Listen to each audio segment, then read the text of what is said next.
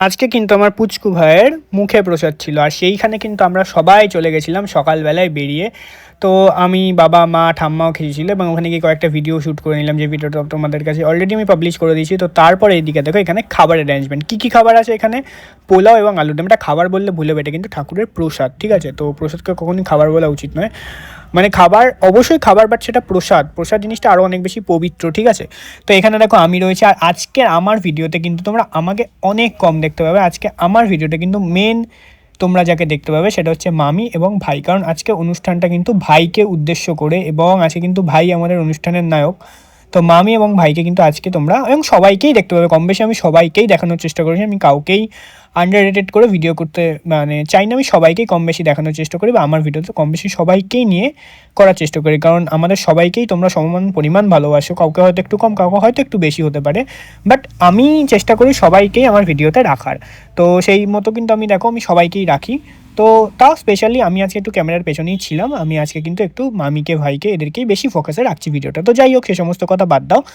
তো এখানে দেখো সবাই ভিডিও করছে যে মামি এই যে প্রসাদটা, এটা কিন্তু মানে এটা ঠাকুরের কাছে দেবে, মানে ভোগ নিবেদন করবে ঠাকুরকে। তো তারপরে কিন্তু এটা মনে হয় ভাইকে খাওয়ানো, মানে খাইয়ে তার কিন্তু মুখে প্রসাদ হবে, যতদূর আমার মনে হয় এটাই হচ্ছে রিচুয়ালস। কারণ আমি কিন্তু রিচুয়ালসটা এখনও মানে শুনিনি, কি রিচুয়ালস আছে না আছে ভয়েস দেওয়ার আগে, মানে ভয়েস দেওয়ার আগে শুনে নিনি, তাহলে আমার কিন্তু ভুল ঠিক একটু কিনে কিছু হতে পারে, ঠিক আছে? তো তাহলে কিন্তু মাফ করে দিও, ঠিক আছে? যদি আমি কিছু ভুল বলি তাহলে এটা কমেন্টসে একটু শুধরে দিও।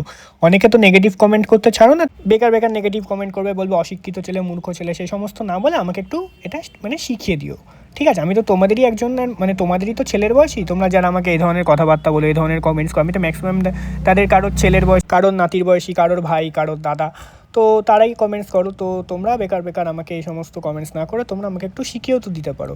তো ঠিক আছে, তো চলো এবার দেখো মামি এখানে ঢুকছে, এখানে কিন্তু, আর আজকে আমি যখন ভয়েসটা দিচ্ছি মেঘ ডাকছে, কারণ আমাদের এখানে কিন্তু ভালো বৃষ্টি পড়ছে। এই দেখো আমাদের আজকের অনুষ্ঠানের নায়ক আমার চিকু ভাই, যার নাম কিন্তু আমি দিয়েছি চিকু, ঠিক আছে? তো এই নামটা নিয়ে অনেকে অনেক ধরনের বিরূপ মন্তব্য করেছে, যাই হোক সেগুলো আমি আর এই ভিডিওতে বলছি না। তো যাই হোক, এখানে মামি ঢুকছে, দেখো এখানে ঠাকুরকে প্রসাদটা দেবে, মানে পোলাও আর আলুর দম। তো এটা মানে ছিল, মানে প্রসাদের মেনুতে এই দুটোই ছিল, ঠিক আছে? তাছাড়া মিষ্টিও ছিল। তো যাই হোক, কী মেনুতে থাকলো সেটা বড় বিষয় না, ঠাকুরকে মানে নিষ্ঠা ভরে মানে ভোগ নিবেদন করাটাই সবথেকে বড় বিষয়। সেটা তুমি যাই নিবেদন করো না কেন, অন্তত আমার কাছে তো তাই মনে হয়। তো চলো দেখো মামি এখানে মানে ভোগটা দিচ্ছে ঠাকুর মশাইকে, মানে মন্দিরের পুরোহিতই এরা বলতে পারো।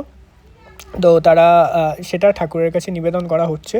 তো অনেক আশীর্বাদ চেয়েও, মানে অনেক আশীর্বাদ চাই আমি আমার ভাইয়ের জন্যে, যে আমার ভাই যেন সুস্থ মানুষ হতে, মানে ভালো মানুষ তৈরি হতে পারে, ঠিক আছে? মানে খুব ভালো তৈরি হতে, যাই হোক ঠাকুরের কাছে সেই আশীর্বাদই চাই। তো চলো ভিডিওটা শেষ করলাম, কেমন লাগলো কমেন্টস করে কিন্তু জানাবে।